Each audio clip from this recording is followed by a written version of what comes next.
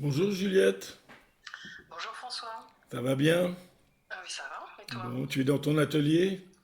Non, je suis pas dans mon atelier, je suis dans la galerie qui me représente. Oui, et qui s'appelle La Ferronnière, c'est bien ça? Clémentine de la Ferronnière. Voilà, qui est une très belle galerie située dans l'île Saint-Louis à Paris, c'est ça? C'est ça. Voilà. Et qu'est-ce que tu exposes? Je l'expose pas, mais je viens travailler là. J'ai des livres à signer, vu qu'il y a un livre Ah, qui accompagne la série. Voilà, donc je suis venue signer les livres. ah, très bien, c'est une signature officielle alors. Exactement, c'est officiellement sorti. Et le livre, il a combien de pages? Euh, je crois qu'il y en a, je vais dire un truc comme ça, là, 188. Oh, c'est énorme. Oui, c'est ça, un peu plus, il y en a 193. Voilà. Alors, te souviens-tu de nos premières rencontres, les difficultés que tu as eues pour pouvoir rentrer dans la grotte? Non, raconte-moi mes difficultés. Je me souviens de plein de choses et je pense qu'il y en a dont je me souviens pas et dont Tu, toi tu te souviens. tu te souviens que je filtrais énormément tous les artistes qui viennent dans Ah la si, ça grotte? c'est normal. Mais bien sûr, de la rencontre en fait. Voilà, tout Je à me souviens fait. de la rencontre. Oui, oui, je suis venue avec un livre que je t'ai montré. Je Oui, t'ai senti très ouvert à l'art et aux artistes et et je- avec une certaine connaissance aussi. Donc oui, moi j'ai bien aimé la rencontre. À vrai dire, je me suis dit, tiens, je pense que je suis devant un ours, mais un ours tendre, et du coup, ça m'a plu. et je pense que ce que tu vas me montrer, c'était la résidence que tu avais fait en Bretagne, si je me trompe pas. Oui, c'est ça, un travail sur l'invisible. Le Ouais, livre s'appelle L'invisible. des photos en noir et blanche, Oui. tout à fait fines et délicates. Et donc, je pense que ce livre-là, ça a été le sésame pour que tu puisses rentrer dans la grotte. Ah, mais si j'avais su. Parce que les gens qui m'entourent, comme Emma et Emmanuel, savent que je suis assez réticent pour que les gens viennent dans la grotte photographier. Bah, Parce que, à vrai c'est-à-dire que. dire, on a des millions et des millions de photos de stalagmites et stalactites. Mais quand j'ai vu ton travail dernièrement, j'étais surpris. Ça m'a fait un grand plaisir de voir que cette sélection était bien vécue. Ah oui, bon, bah, c'est à moi que ça fait plaisir d'entendre ça. Et donc, se souviens-tu aussi de toutes les personnes que tu as amenées dans la grotte pour Si, t'aider? oui, ça je m'en souviens très bien pour des histoires de projet, de projection du projet, enfin je veux dire Bien sûr. d'essayer de le rendre concret. Effectivement, j'ai eu besoin, ou parfois par amitié, mais en réalité pour que le projet avance, j'ai eu besoin de faire venir des personnes dans la grotte. Et ça, ce dont je me souviens, c'est surtout l'accueil dont tu as été capable et l'accompagnement qu'en fait, c'était plus qu'un accueil, c'était un tel accueil que je me suis vraiment sentie accompagnée par toi, même lorsqu'il s'agissait de visites pour moi qui étaient, enfin pour toi qui aurait pu paraître annexes en vrai, mais qui pour moi étaient importantes. Et voilà, oui, ça c'est. Il y a eu des visiteurs qui sont venus avec moi dans la grotte et il y a eu des accompagnants assistants aussi. Donc en fait, ça a fait un certain nombre de personnes qui sont venues Bien sûr, avec toi et moi. à commencer par les membres de ta famille et ta petite fille qui, elle aussi, prend pas mal de photos et très bien aussi. Donc, Oui. Et qui fait ton assistante lumière, c'est bien d'ailleurs. exactement. Alors, pour les gens qui nous entendent, il y avait une petite anecdote sur Juliette, c'est que Juliette, elle respectait énormément la sacralité de la grotte, ce qui me surprenait, en allumant une petite bougie le long, dans un bocal à cornichons, le long de la grotte, et elle l'allumait avant de partir dans la grotte. Et je trouvais que c'était assez révérencieux et très agréable pour la grotte de voir que, ben, qu'on a un peu de respect pour la grotte et c'est pas que de l'abattage touristique. Bah, ce qui est sûr, c'est que la grotte, c'est une rencontre aussi, et presque. Enfin, c'est fondamentalement une rencontre, et du coup, tout dépend comment cette rencontre se fait. Si elle se fait par un biais qui n'est pas juste, je pense que ça peut être catastrophique pour le travail à y faire. Et puis, je sais pas, mais je trouve que ça se sent très fort. Enfin, c'est un ressenti que moi j'ai eu déjà toute seule, qu'il faut avancer un peu tête baissée. Enfin, il y a de l'humilité à mettre dans, dans la pénétration même de la grotte. Et avant d'arriver jusqu'au bout, eh ben, il y a un cheminement, et il y a presque un cheminement personnel à faire. En tout cas, c'est comme ça que je l'ai senti, tellement c'est fort, tellement c'est puissant.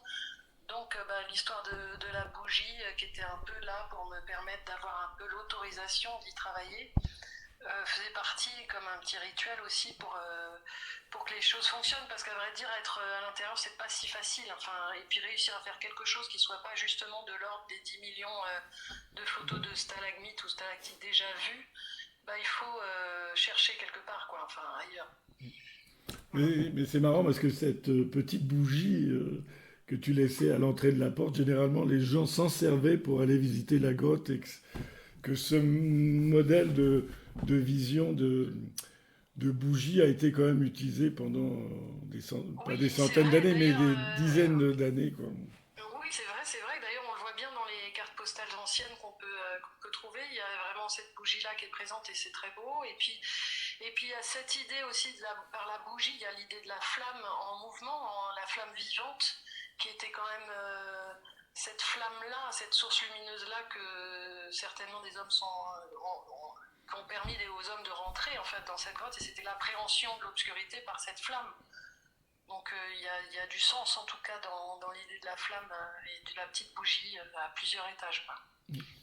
Et puis le fait aussi que qu'on éteignait les lumières dans la grotte pour que tu aies une vision autre que tout le parcours qui était électrifié, et ça faisait aussi une grande différence.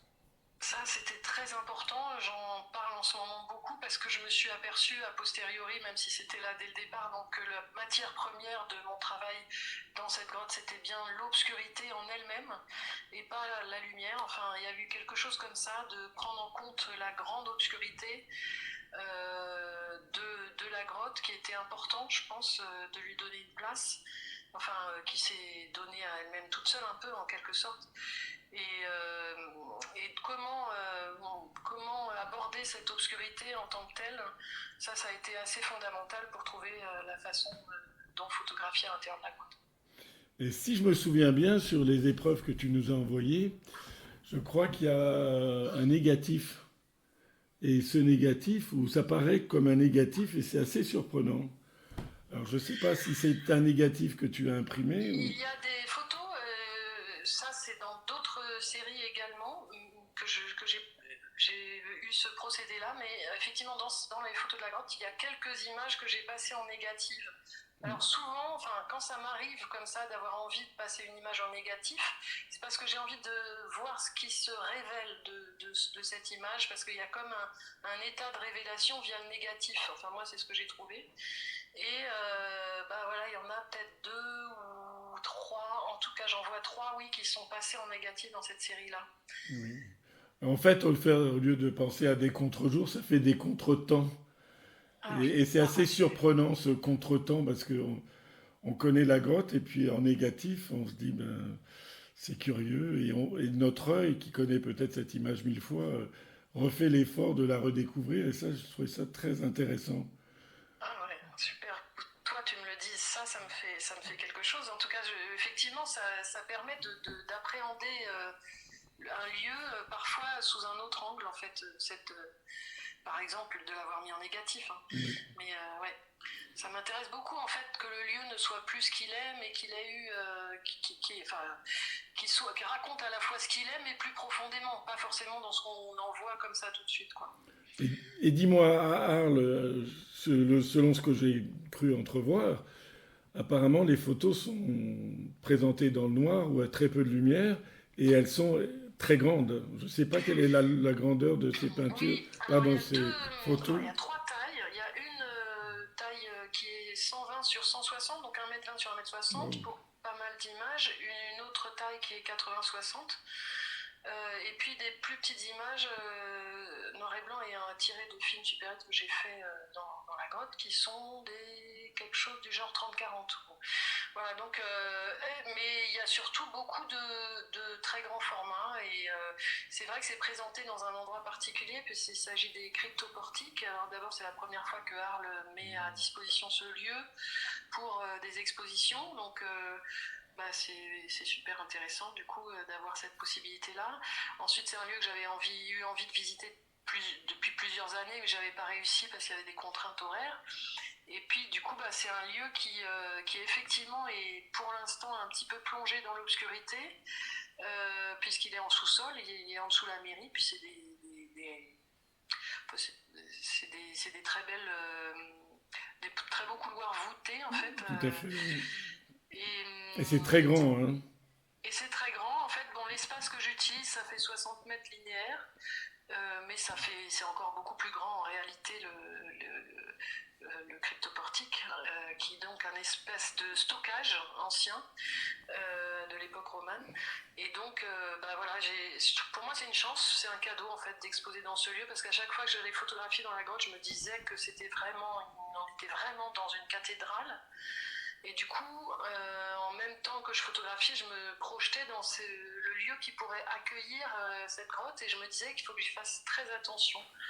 Enfin, je me disais qu'il fallait que j'y fasse attention, que je devais bien choisir le lieu parce que il fallait que ça soit accueilli à cette hauteur-là, quoi, en quelque sorte. Donc du coup, la proposition que m'a fait le directeur d'Arles sur les cryptoportiques, je l'ai reçue comme un vrai cadeau, même si les contraintes sont tellement énormes que c'est très complexe, mais néanmoins c'est un lieu qui s'y prête, quoi. Ça va être une belle découverte. Ouais. Alors, tu peux me redonner les dates, parce que tu sais que j'oublie toujours tout et Et je serais content les d'être là. expositions d'art, des rencontres d'art s'ouvrent le lundi 3 juillet, et la majorité des expositions se terminent le 24 septembre. Wow. Donc on a le temps d'aller te voir. On a tout l'été et même encore un peu après. Bon. Eh bien, ça va me faire extrêmement de plaisir de te retrouver là-bas, Juliette. Et ben moi aussi, ça me fera plaisir de te retrouver là-bas. Je te souhaite une très bonne journée. Je te remercie. Merci, merci beaucoup toi aussi. Au revoir.